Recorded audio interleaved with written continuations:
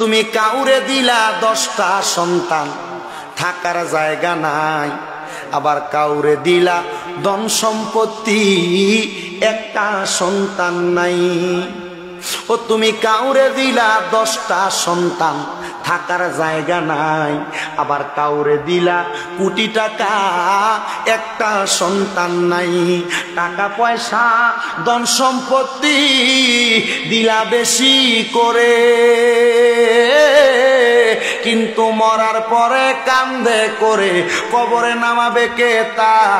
আরে রে রঙের খেলা খেলছো দয়াল রে, তোমার খেলা চমৎকার। আসমানেতে বসায় আছো চাঁদ সূরুজের বাজার রে, প্রেমের খেলা খেলছো দয়াল রে। আরে নির্দোষী রে রাখো দয়াল ববের জেলখানায়, আবার অপরাধ করিয়া কেহ ঘুরে সর্বদাই। হাকিম হইয়া হুকুম করো, পুলিশ হইয়া ধর, সর্প হইয়া দংশন করো, উজা হইয়া যা আরো রে, প্রেমের খেলা খেলছো দয়াল রে, তোমার খেলা চমৎকার। আসমানেতে বসায় আছো সাত সুরুজের বাজার রে, প্রেমের খেলা খেলছো দয়াল রে। আল্লাহ কবুল করো, মঞ্জুর করো। আবার অনেক সন্তান আছে যারা তাদের মা বাপরে দুধা করে দিছে। কেমনে দুধা করে দিলা? হিরে তোমার কি মায়া লাগে না? তোমার মা বাপ কি পারতো না তোমরা বালানা খাওয়াইয়া নিজে খাইতে? তোমরা দি তোমরার মা বাপরে মায়া না কইরা দুধা কইরা দিছ। ফকিরের মতো মা বাবা 3 বেলা 3 ঘরের হাইটা হাইটা ভাত খায়। মা বাপ জুদা হওয়ার পাত্র না। আজকে বাড়িতে দেখ কইবা মা ও আব্বা আর জুদা খাইয়েন না। বউয়ের কথা শুনা বাইয়ে বাইয়ে ঝগড়া লাইগা তুমি তোমার মা বাপরে জুদা কইরা দিছ। এমন কেন? আব্বা দে রে তোর পাউডি আমার সামনে দে, আমি আমার জিব্বা দিয়া তোর পাউডি পরিষ্কার কইরা দিমু। এখান থেকে বাড়ি যে কইবা মা আর জুদা খাইবেন না, আপনি আমি সন্তানের লগে খাইবেন। কোন ভাইয়ের যদি মন চায় আপনি মারে 3 বেলাই না আপনারে তার ঘরের তরকারি দিয়া যাইব। এক ঘরে মা বাপ বসবো, 3 ঘরের 3 তরকারি মা বাপের সামনে আসবে।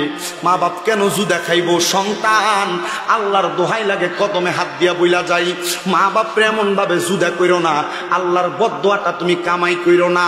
কারণ এই মা বাবা মক্কা মদিনার চাইতে সম্মানিত। এই মা বাবার দামটা আমার আল্লাহ বাড়াইছে। আল্লাহর নবী কয় রেদার রব্বি ফি রিদাল ওয়ালিদি, মা বাবার সন্তুষ্টিতে আমার আল্লাহ সন্তুষ্টি হয়। সাকাতুর রব্বি ফি সাকাতিল ওয়ালিদি, আম্মা বাবার সন্তুষ্টিতে আমার আল্লাহ সন্তুষ্টি হয়। ওই মা বাপরে অসন্তুষ্ট করবা, আল্লাহর কসম রে তুমি দুনিয়াতেও শান্তি পাইবা না, কবরেও শান্তি পাইবা না। কেউ যদি মা বাপের সাথে এমন অন্যায় করে থাকো, এখান থেকে বাড়িতে যে আম্মা আব্বার পাউডিরে ধরে ফেলবা। ও মা ও আব্বা দান, আপনারা লগে আমরা বড় অন্যায় করছি, আল্লাহর রাস্তায় আপনারে মাফ কইরা দেন। যতক্ষণ না মা বাপের মুখ দিয়া বলছে মাফ করে দিছে, ততক্ষণ পর্যন্ত আম্মা আব্বার পাও ছাড়বা না। আর যদি মা বাপ না বলে মাফ করে নাই রে, ততক্ষণ পর্যন্ত আম্মা আব্বার কদম ছাড়বা না। অনেকে কয় হুজুর আমি তো আমার আম্মা আব্বার লগে কোনো অন্যায় করি না, আমিও কি মাফ চাইতাম? হ্যাঁ মাফ চাইবা। আম্মা আব্বার লগে অন্যায় না করলেও মাঝে মাঝে মা বাবার পায়ে ধরে পইরা থাকবা। ও আম্মা ও আব্বা আমার আল্লাহর রাস্তে মাফ কইরা দেন। আম্মা আব্বা আপনি আমার আল্লাহর রাস্তে মাফ কইরা দেন। বাবারে আম্মা আব্বা যদি খুশি হইয়া যায়, দেখবা তোমার আম্মা আব্বার খুশির বরকতে কামাইয়ে বরকত হইব, ইনকাম বেশি হইব, সংসারে শান্তি পাইবা। আর আম্মা আব্বা নারাজ হইলে কোনোদিন তুমি শান্তি পাইতা না। এ যুবক ভাইরে, এ মুরব্বী বাবাজিরা, এ পর্দার অন্তরালের মা বোনেরা, ওই আম্মা আব্বার কাছে বেশি বেশি মাপ চাইবা।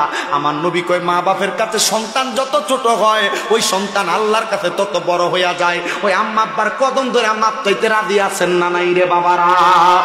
আমার নবী কয় শুধু মাপ চাওয়া নয়, সন্তানের যদি ক্ষমতা থাকে আম্মা আব্বার কদমে চুমা দিবা, চুমা দিবা। বলে হুজুর এটা কেমন কথা? আম্মা আব্বার পায়ে চুমা দিব শিরিক কি হবে না? না রে না না না না,